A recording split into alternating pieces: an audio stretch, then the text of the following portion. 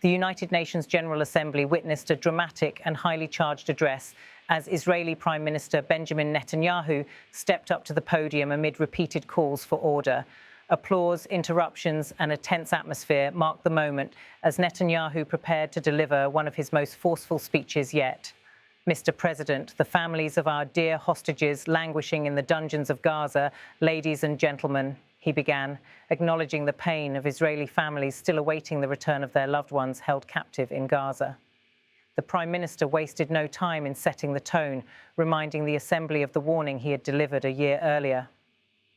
Last year, I stood at this podium and I showed this map. This map, it shows the curse of Iran's terror axis. This axis threatened the peace of the entire world. It threatened the stability of our region and the very existence of my country, Israel. Netanyahu stressed that Iran's ambitions were not confined to Israel. Iran was rapidly developing a massive nuclear weapons program and a massive ballistic missile program. These were meant not only to destroy Israel, they were meant also to threaten the United States and blackmail nations everywhere. The Prime Minister painted a stark picture of the threats Israel faced over the past year, tying together regional conflicts under Iran's influence. He said, from Gaza, Yahya Sinwar dispatched waves of Hamas terrorists. They stormed into Israel on October 7th and committed acts of unspeakable savagery. From Lebanon, Hassan Nasrallah launched thousands of missiles and rockets at our cities, terrorizing our citizens. In Syria, the murderous dictator Bashar al-Assad hosted Iran's forces, tightening a noose of death around our throats. In Yemen, the Houthis launched ballistic missiles at Israel while choking global trade at the mouth of the Red Sea. The October 7th attack, one of the darkest days in Israeli history, remained a central theme in his speech as Netanyahu reminded the world of the stakes involved. Turning to the military response over the last year, Netanyahu listed Israel's actions with a mix of defiance and pride. We've hammered the Houthis, including yesterday. We crushed the bulk of Hamas's terror machine. We crippled, taking out most of its leaders and much of its weapons arsenal. He added a pointed remark aimed at Hezbollah.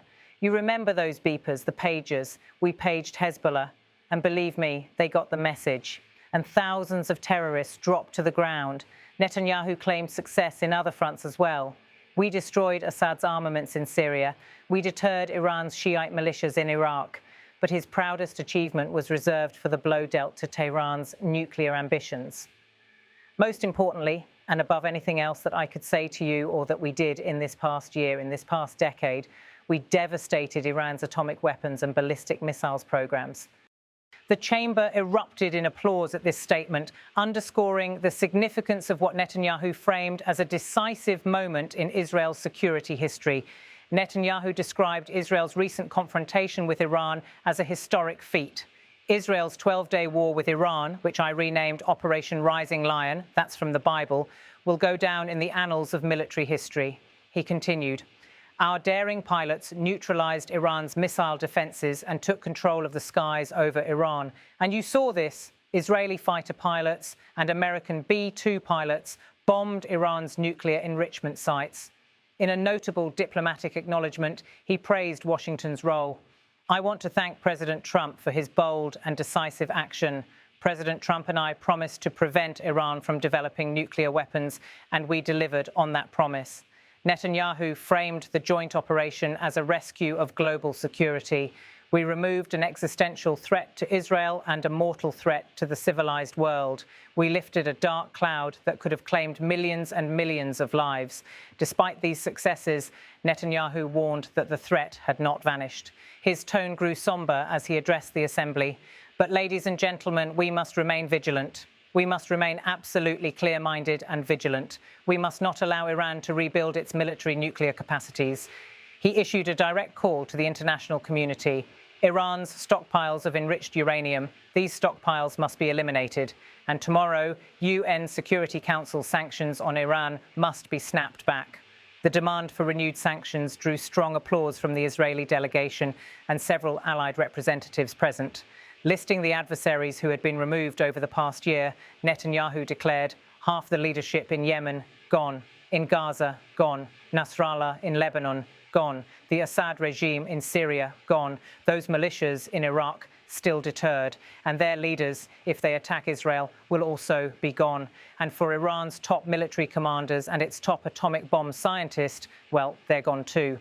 The statement was met with murmurs and further applause as Netanyahu emphasized the reach of Israel's campaign against its regional enemies.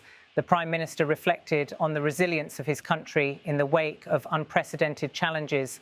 Thanks to the resolve of our people, the courage of our soldiers, and the bold decisions we took, Israel rebounded from its darkest day to deliver one of the most stunning military comebacks in history.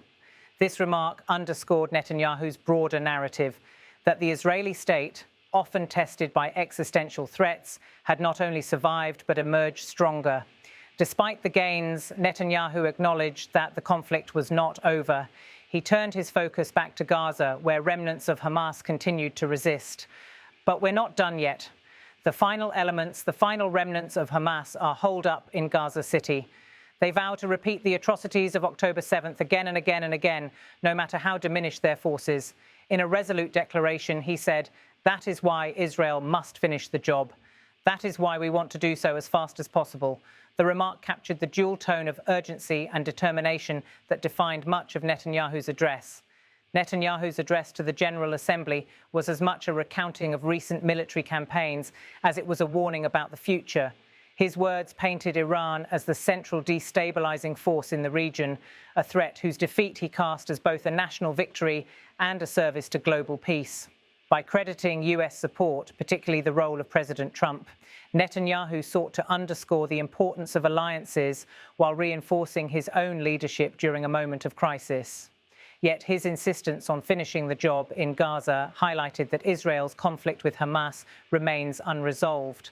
The mention of hostages in his opening remarks served as a stark reminder that even amid military successes, humanitarian and political challenges persist. The speech was also a plea for sustained international pressure on Tehran, particularly through the reinstatement of UN sanctions. It suggested that while Israel had dealt Iran a severe blow, the underlying threat had merely been delayed, not entirely neutralized. The reception in the UN hall, marked by applause, interruptions, and a mixture of support and unease, reflected the contentious nature of Netanyahu's message. His language was uncompromising, framing Israel's actions as not merely defensive but essential for the survival of his nation and the safety of millions beyond its borders. Throughout the address, Netanyahu returned repeatedly to a theme of resilience. His portrayal of Israel's military campaign as a historic comeback after October 7th aimed to reassure his domestic audience while also warning adversaries that Israel's resolve remained unshaken. For supporters, the speech showcased a leader standing firm against existential threats.